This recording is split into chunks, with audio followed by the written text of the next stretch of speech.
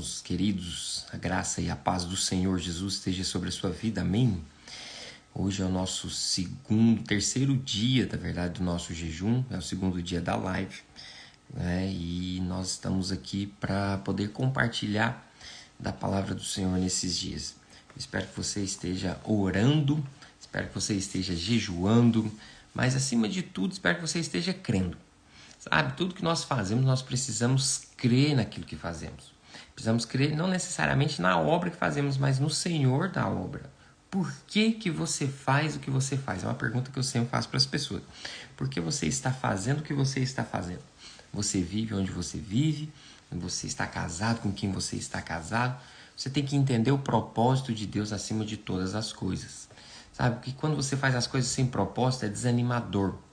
Não é? Imagina você embarcar no empreendimento, numa construção e você não saber o que você está fazendo. Não é? Mas acima de tudo, você entender o propósito maior. Conta-se que certa vez um homem de Deus foi visitar uma obra, uma construção. Não é? E ele chegou para um primeiro trabalhador e perguntou: o que você está fazendo? O trabalhador, um pouco nervoso com ele, foi e falou assim: você não está vendo? Eu estou assentando tijolos. Ok. E ele foi e perguntou para o segundo, não é? O segundo: o que você está fazendo? Ele falou: olha, eu estou fazendo a parede de uma sala, não é? Já era uma perspectiva um pouco melhor, né? Mas ele chegou para um terceiro trabalhador e esse parecia que fazia as coisas com mais afinco e perguntou: o que você está fazendo? E ele disse: eu estou fazendo uma casa onde as pessoas vão morar e poderem ser felizes. Você sabe, ter uma ótica maior, uma perspectiva maior do que você está fazendo, com certeza vai te levar a se envolver de uma forma mais intensa, mais verdadeira, com aquilo que Deus está fazendo na sua vida. Se você acha que você está fazendo só um jejum, estou mais uma campanha de jejum. O outro fala: não, eu estou buscando alcançar aquilo que Deus tem para mim. Mas você precisa aprender a enxergar o alvo maior. Você sabe, você está buscando o reino de Deus para a terra. Você está buscando fazer a vontade de Deus na sua geração, no seu tempo. E isso é que é importante você entender. Que o Senhor tem algo maior para fazer com, por e através da sua vida. E até para a sua vida também. Então, quando você jejuar, sabe, peça para o Senhor colocar grandeza no seu coração. Eu não posso colocar grandeza no seu coração. Eu não posso colocar, às vezes, a dimensão que eu enxergo a obra de Deus, mas você pode pedir o Senhor para colocar dentro de você. Peça para Ele colocar dentro de você como Ele vê as coisas, sabe? Como Ele vê o seu casamento, como Ele vê o seu trabalho, como Ele vê os seus filhos, sua família, como Ele vê o propósito do Senhor para você e colocar isso dentro de você, para que isso alcance a dimensão que Ele enxerga. Para que isso alcance a dimensão que Ele tem traçado para você, trilhado para você, escrito e determinado. Porque quando você enxerga, você fica mais motivado. Você fica mais cheio do Espírito para poder ir. Porque você sabe, você não vai parar nos primeiros desafios quando você enxerga o propósito final. Eu conheci uma pessoa, muitos anos atrás, que tudo que nós perguntávamos para ele: o que você está fazendo? Ele dizia: você vai ver. Você vai ver. Talvez no intuito de gerar curiosidade, né? A curiosidade às vezes funciona, mas comigo não funcionava, porque eu nunca fui muito curioso. Então eu ficava desanimado. Não queria saber realmente, né? Então acabava que eu não assistia o que a pessoa estava fazendo, né? Não queria acompanhar. Por quê? Porque eu não enxergava o propósito final. Se eu não enxergo o propósito final, eu não sou motivado a continuar. Né? Você consegue enxergar o propósito final? Você consegue ver? Esses dias também me questionaram, né? Estava num grupo de conversa e alguém falou: se o Senhor fosse dizer sim, se o Senhor fosse aprovar qualquer pedido seu, qualquer um, você só pode fazer um pedido, mas qualquer que você fizer, o Senhor vai falar sim. Qual que é o pedido que você faria? Não é? E todos responderam, né? Poxa, então eu quero, né, a conversão do fulano, né, a salvação da fulana, o fim da guerra, muitas coisas apareceram, não é? Mas eu fiquei pensando no propósito maior. Eu fiquei pensando naquele que foi o motivo principal, né? Por que nós estamos aqui. Falei, olha, se eu fosse pedir algo para o Senhor falar sim, eu diria, volta hoje. Volta hoje. Seria sempre esse o meu desejo maior, para que ele volte hoje. Então, o meu propósito maior é esse. Tudo que eu faço é com o propósito de que ele volte hoje. Eu prego o evangelho para que ele volte hoje.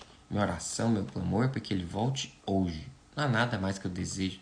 Você sabe, desde que eu me converti, que o Senhor volte hoje. Que seja hoje. Né? Que seja, como diz o Coríntios, que seja hoje, que seja agora.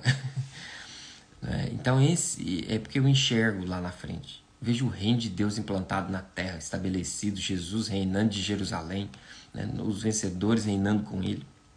Então, quando eu jejuo, quando eu busco, eu quero que o reino de Deus avance, sabe? E a vontade dele seja estabelecida aí na sua casa, na sua vida, no seu coração, na sua família, no seu trabalho, né? Na minha família, no meu trabalho, na minha geração, né? Na minha nação, né? Nesse planeta. Eu quero que a vontade de Deus seja estabelecida.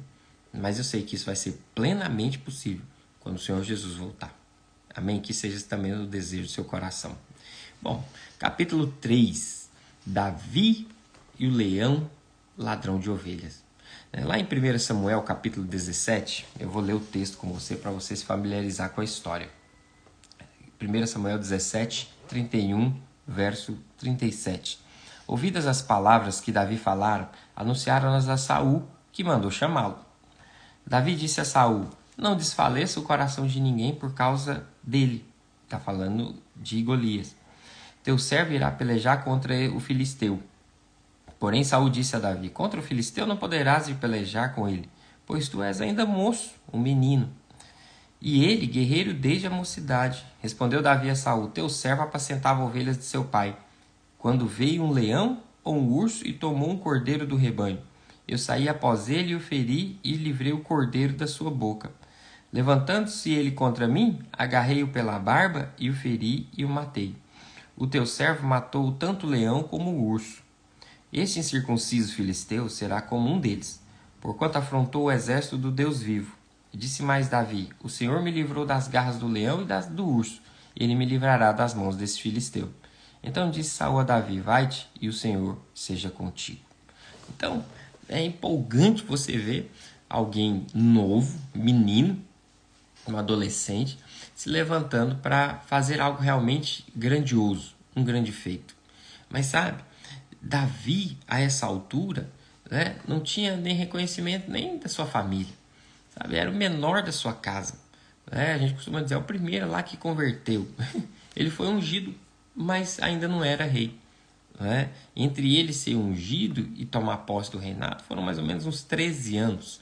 Né? Então ele já havia crescido quando ele se tornou rei. Mas não foi lá que ele foi escolhido. Ele foi escolhido antes. Ele foi escolhido quando ele estava atrás das malhadas, cuidando do rebanho. Lá que ele foi escolhido. Lá que ele foi separado pelo Senhor. Amém? Então, só que ele não era rei. Quem era rei era Saul. Saul era um rei escolhido de acordo com a vontade do povo. E o povo pediu um rei como os demais reis das outras nações. Então, ele tinha que ter uma aparência, ele tinha que ser apresentável, ele tinha que ser alguém alto, forte, bonito, entende? Naturalmente falando, aprovado. Mas o rei de Israel na Bíblia, ele tem que apontar para Cristo. E Cristo não vive só de aparência. Por isso, Saul não foi aprovado, porque ele tinha aparência, mas não tinha realidade. Agora, Davi, ele tinha realidade. Por que ele tinha realidade? Nesse texto a gente vê o coração de Davi. Você sabe, ele estava ali no campo, apacentando as suas ovelhas, quando apareceu um leão e um urso para poder atacar as suas ovelhas. Ele não tinha problema realmente com o leão. O que ele fez foi tirar o cordeiro das garras do leão. Só que o que acontece? Depois disso, ele diz, e ele mesmo contou isso para Saul, o leão ataca ele. E aí a conversa mudou. Ele agarra o leão pela barba e mata o leão. Então essa foi a primeira etapa da preparação de Davi. não é? Ele teria um grande ou grandes inimigos para enfrentar depois. Mas primeiro veio inimigos menores, que ele poderia muito bem vencer. E foi isso que aconteceu. Ele foi aprovado no pouco. Você sabe, quando no Brasil, quando a boiada era transportada, não era por caminhões nem por trem, mas por manadas, não é? Acontecia que às vezes precisava atravessar um rio, um lago, né? E era dado um boi de piranha. Eles escolhiam um animal mais fraco do rebanho, menor, e mandava ele primeiro, né? Com algumas, às vezes até feria ele propositalmente para ele sangrar, para poder tirar as piranhas do restante do rebanho e o gado passar a limpo. Esse era o boi de piranha. Só que em Israel a história de Davi não é assim. Sabe, ele provavelmente tinha muitas ovelhas. O pai dele aparentemente era alguém influente no reino. Jessé era alguém reconhecido por propriedades. Só que quando o leão ataca um cordeiro, tecnicamente você tem que pensar o risco enquanto ele ataca um é eu salvar as 99. Então eu vou lá salvar as outras. Não é verdade? Enquanto o leão e o urso se distraem com a que foi atacada, que já está machucada mesmo. Mas não foi o coração de Davi. Ele falou, nenhuma vai se perder. Nenhuma. E ele foi lá enfrentar um leão para tomar um. Esse é o coração de Cristo. Cristo vai lá para salvar você. Ele foi lá por causa de você naquela cruz. Ele se importa especificamente com você. Não que os outros não sejam importantes, mas Cristo morreu por cada pessoa individualmente. E Davi tinha esse coração. Ele se preocupou com uma ovelha do pai dele. Ele não quis que nenhuma se perdesse de fato. Então ele foi enfrentar o inimigo por causa de uma. Então ele estava lá, no campo, sozinho. Ele poderia falar, não vou arriscar a minha vida por causa de uma. Não vou lá me perder por causa de uma. Entende? Então, mas esse não foi o pensamento dele. Ele pulou em cima, enfrentou o animal e salvou o cordeiro. Só que, enquanto ele salvava o cordeiro, o inimigo se levantou contra ele. Enquanto ele atacava, o inimigo se levantou para atacá-lo também. Então, ele, naturalmente falando, não teria condições. Mas tinha um detalhe sobre Davi. Além de ser um adolescente pequeno, ele tinha a unção de Deus sobre a vida dele. A essa altura, ele já havia sido ungido rei.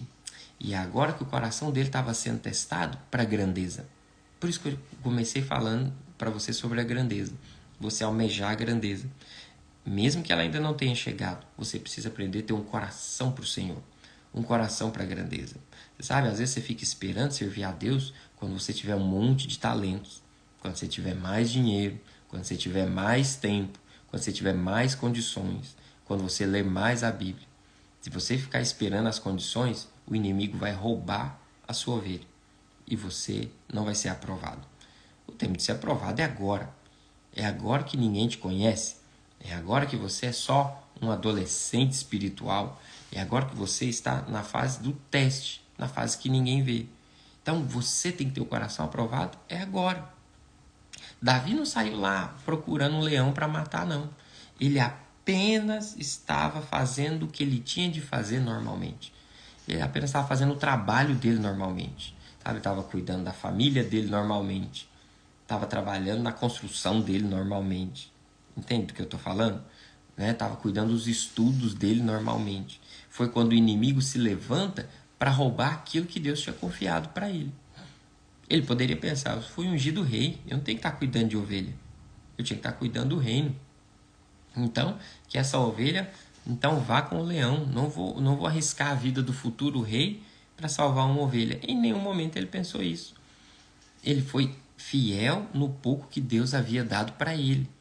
E como ele foi fiel, Deus viu o coração. Por isso que mais à frente, o Senhor diz para ele, te tirei de trás das malhadas. Quando ninguém estava te vendo, eu te vi.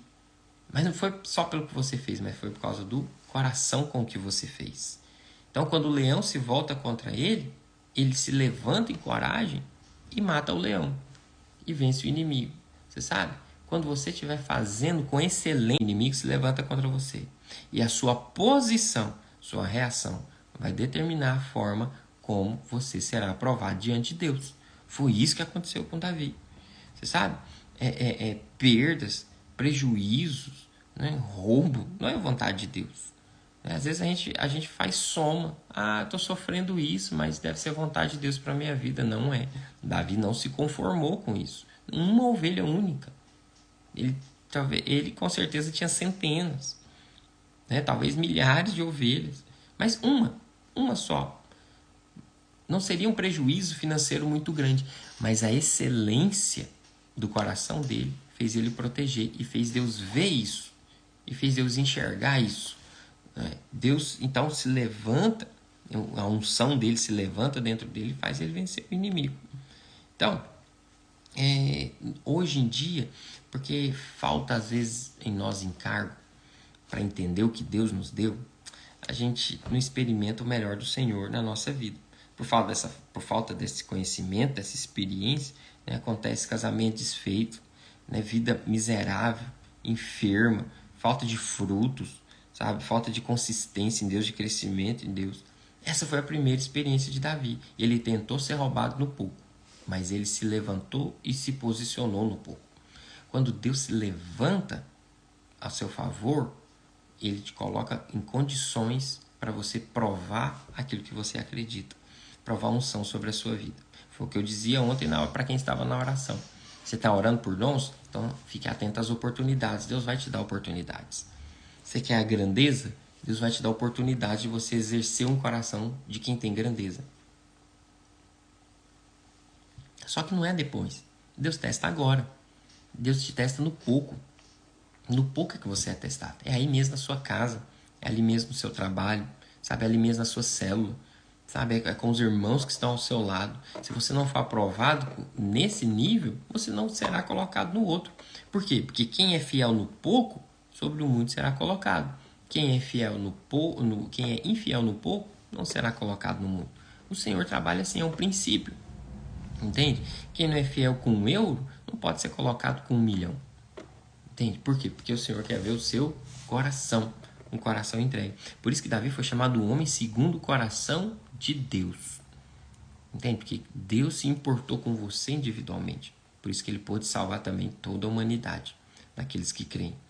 Amém? Então você não precisa sair por aí procurando demônio, né, para agarrar na barba dele e expulsar. Não. Seja apenas fiel, constante naquilo que Deus te deu. Onde Deus te colocou? Deus te colocou numa pequena célula? Seja fiel. Deus te colocou numa família que você está? Seja fiel. Deus te colocou no trabalho que você está? Seja fiel. Naquilo que Deus te deu. Hoje é o tempo de preparação? Seja fiel se preparando, lendo, estudando, se enchendo do Espírito. Mas se nesse período em que você está com o pouco, for fiel, você pode ter certeza que o Senhor vai te colocar sobre o mundo. O Senhor vai te aprovar para você ser colocado sobre o mundo. Amém? Porque o Espírito Santo ele tem prazer em te capacitar para glorificar o nome dele. Sabe? Ele tem prazer de te usar de forma extraordinária. Por isso que a gente tem orado por 21 dias movendo no Espírito. Porque o Espírito é o extraordinário de Deus movendo em nós. Sabe? O Senhor não faz a obra de maneira natural. Sabe? Com as nossas capacidades intelectuais. Ainda que ele utilize isso, não é dessa forma que ele vai plenamente fluir. Ele vai fluir de maneira que você possa transbordar, fazendo a obra como se o próprio Deus estivesse fazendo através de você. Porque é isso que acontece. Porque uma vez que você foi salvo pelo Evangelho, você se torna portador do Evangelho. Como se o próprio Deus estivesse falando através da sua vida. Agora, quando você recebe a unção do Espírito, você se torna portador da unção do Espírito. Como se o próprio Deus estivesse trabalhando através de você. Consegue entender isso? É assim que o Senhor te coloca. É dessa maneira que o Senhor quer te usar. Não de maneira natural, religiosa, apática, fria. Sabe? É para você ser usado de uma forma extraordinária.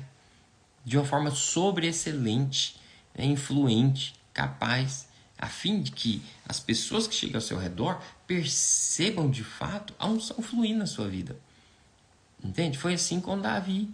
Sabe? Davi, quando chegou lá para lutar contra Golias, né? O irmão dele falou: o que você está fazendo aqui? Com quem ficaram aquelas poucas ovelhas, né, que o pai te confiou? Menosprezou a capacidade de Davi. Mas dentro de Davi já havia a unção, a capacitação e o coração para poder exercer aquilo que Deus tinha para ele. Não é? Deus já tinha dado para ele. Ele sabia quem ele era. Por isso ele não se abalou com as críticas do irmão. Sabe quem criticou? O irmão dele. Não foi alguém desconhecido. Mas não foi alguém de fora. Foi o irmão dele. Foi o irmão dele que zombou. Né? Para que você veio aqui? Para zombar da gente? Porque estava todo mundo com medo do gigante. Estavam todos tremendo de medo do gigante. E ninguém quis enfrentá-lo. Né? E o irmão deles falou: você veio zombar da gente porque até agora não apareceu ninguém. Você sabe quem que era para enfrentar aquele gigante? Saul. Saul era o mais alto, não sei se você se lembra. Né? Era o rei. O rei era o principal guerreiro da nação. Quando ninguém aceitasse enfrentar o inimigo, o rei tinha que ir. Mas nem o rei foi. Mas mal eles sabiam que o verdadeiro rei é quem estava naquele lugar, naquele dia. Sabe? Você vai ter a oportunidade. As pessoas às vezes vão te menosprezar. O inimigo, Satanás, às vezes vai querer te colocar para baixo. Mas você sabe que você foi ungido. Você sabe que você recebeu a unção. Você recebeu a unção para pastorear. Você recebeu a unção para governar. Você recebeu a unção para prosperar. Você recebeu a unção para ser influente na sua família, no seu trabalho. As pessoas vão te desprezar. Vão dizer que você não é capaz. Vão dizer que você não pode.